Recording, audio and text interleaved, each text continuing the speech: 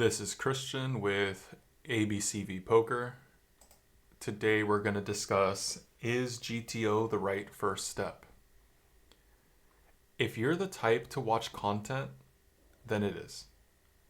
If you had the chance to observe perfect poker, would you? Of course you'd want to observe perfect poker. Why? A solver is the game's purest expression of logic. People don't play like solvers, I get that. But that just means that every hand that you watch, you play, somebody's making a mistake, and that's an opportunity. Michael Jordan, Wayne Gretzky, Tiger Woods, they didn't just play their games, they came as close to perfection as anybody could. Poker's the same. Solvers show us what greatness looks like, and the best players in the world don't ignore it. They study it, they try to embrace it. So why wouldn't we, right? How does a solver think? A solver thinks in terms of frequencies. Let's discuss a simple game like rock, paper, scissors. This is a perfect strategy and it's unexploitable. Great. So what do we do with this information? Well, now we understand what perfect play looks like in terms of frequencies, in terms of the way a solver thinks. This will map onto poker as long as you grasp the concept of frequencies. We've got 3 strategic options here, and you must choose the frequency in which to play them. Anything other than this strategy opens you up to a counter strategy. If my opponent deviates from optimal even slightly, they will lose over time given enough games. That's because the moment they overuse one option, they have to underuse another. If you'd like to throw more rock, that's fine, but what other frequency are you going to reduce? A professional poker player can spot your incorrect frequencies and they will pick up on it. Let's get back to rock, paper, scissors. Even if my opponent is trying to outguess me or exploit me, they cannot gain an edge as long as I stick to the optimal strategy, which means using the correct frequencies. That's the power of unexploitable play. I will be using the words unexploitable, GTO, or optimal. GTO stands for game theory optimal. They're all the same. They're all interchangeable in case I flip-flop back and forth. Okay? That's the power of unexploitable play. I can close my eyes, execute the strategy on the screen, and still come out ahead simply because most opponents deviate from optimal themselves. This is true in rock, paper, scissors, and even more so in poker.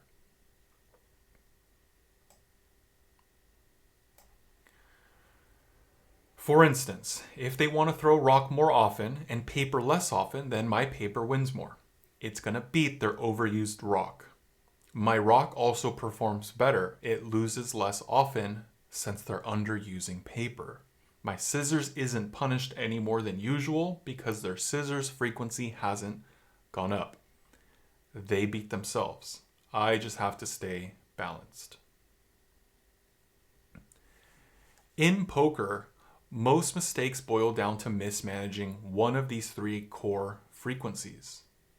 Calling too much, that's going to lose to value bets.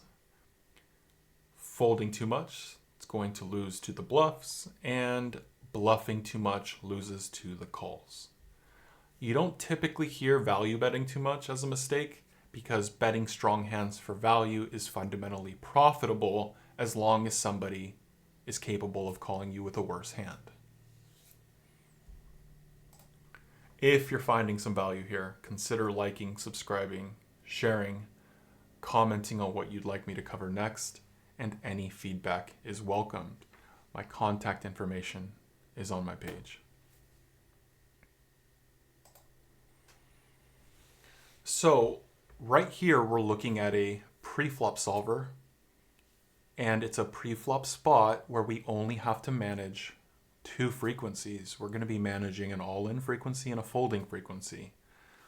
Let's put ourselves in this scenario. We've got 10 big blinds in a tournament. It has folded around to us. There is no ICM pressure. These chips are worth the same as when you bought in. We're in the small blind. We don't have exactly pocket eights. Let's just see what optimal frequencies look like. All right, blind versus blind, we should be moving all in with 71% of hands. If there's profit to be made, the solver will take it. 9-6 off is worth 1/100th of a big blind. If you're playing 50 cent, $1 online, this is a penny. If there's profit, if there's edge, the solver takes it. This is GTO in a preflop solver. Okay, let's put ourselves now in the big blind shoes. How do we also play perfect frequencies? We need to call with 53% of hands and fold 47% of hands. If there's profit, the solver's going to take it. Queen 4 off is worth 1 penny. We call. We've established GTO. Got it. So let's now look into how we adjust if somebody calls too much, if somebody folds too much, and if somebody bluffs too much. When I say bluffs too much, I'm using it loosely because when people bluff in poker, there's often a chance to win. Sometimes your equity holds up, but just bear with me for this example. We're going to try to keep it simple. First example, calling too much. So if this player is supposed to call 53%, let's just have him call 75% or 65%. So let's change this to 65%. This guy's rich. He plans on playing a lot of buy-ins, wearing a Rolex. He's got a gold chain on. He's got some hair sticking out of his shirt, and he will not be bullied. So we are almost at 65%. Okay, and notice that we are at 65% now. Okay, so we have a player who's deviating away from optimal. What do you think our response is going to be in the small blind? He calls too much. We should probably bluff less. Let's click ICMizer. 71% was our optimal jamming range. From 71, we've reduced to 59%. We are countering his strategy. He calls too much, so we are going to bluff him less. He's going to lose more money when we're closer to the top end of our range. Let's simulate folding too much. So let me unlock this, go back to what optimal looks like. Remember, this is perfect poker, pre-flop, 71% and 53% calling from the big blind. But now the big blind is an 80-year-old man. He's drinking a black cup of coffee. He's reading the newspaper, watching golf on TV. This man is here to spend his Sunday. He doesn't want to go home and do chores. Let's make him fold a ton. Instead of 53%, let's have him call 23%. And you tell me what the small blind should be doing. 23% is what we're going to go for. Remember, when you are looking at these combos, the right side is suited, the left side is offsuit. One of these offsuit combinations is worth 12 combos. Jack 10 off, 12 combos. Jack 10 suited, 4 combos. Okay, keep that in mind. So 23%.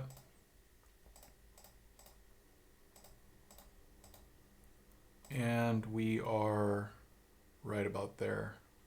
Okay, remember, the combos don't exactly matter for this demonstration. I just want to show you how a solver thinks.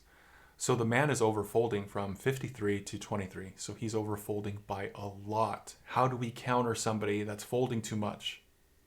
We should bluff them. What's that 71% number going to go to? Is it going to go to 75, 80, 100? 100%. Any two cards is now printing money. 7-2 offsuit, the worst hand in poker, is now worth a full big blind. Almost a full big blind. Okay. How about somebody that's bluffing too much? Let me unlock and let's go back to optimal. We got 71%, 53. So now in the small blind, we've got somebody that's on his 6th tequila shot. He's moving all in with any two cards. How should we be responding in the big blind if somebody is this far off on their frequencies? Should we be folding more, calling more? Now we're calling with Okay. Instead of 53% calling, we are now calling at 73%. What's the takeaway? Understand what perfect looks like and then understand the adjustments when somebody's not playing perfect. This was just a pre-flop example. I'll have future videos with post-flop examples. Hopefully you found some value here. I'll see you on the next one.